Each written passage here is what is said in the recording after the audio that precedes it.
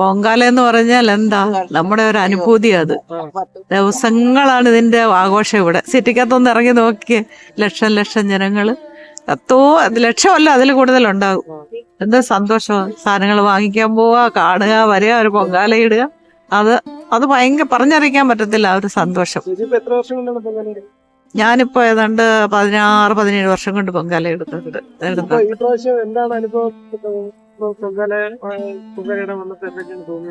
എന്തൊക്കെ അങ്ങനെ മനസ്സിൽ പ്രത്യേകിച്ച് ഒരാഗ്രഹം വെച്ചിട്ടല്ല വരുന്നത്. എല്ലാ വർഷവും വരുന്നു, പൊങ്കാല ഇടുന്നു. കാര്യങ്ങളെല്ലാം അമ്മയ്ക്ക് അറിയാവല്ലോ.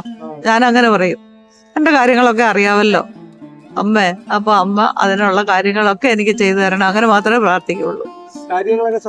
കാര്യങ്ങളൊക്കെ സാധിച്ചിട്ടുണ്ട്.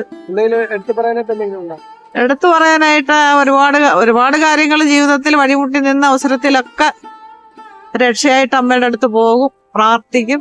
അമ്മ എനിക്ക് അവിടുന്ന് അതിൽ നിന്നൊരു രക്ഷ തരും, സന്തോഷവും സമാധാനവും തരും. അതാണ് എന്റെ ഏറ്റവും വലിയൊരു സന്തോഷം.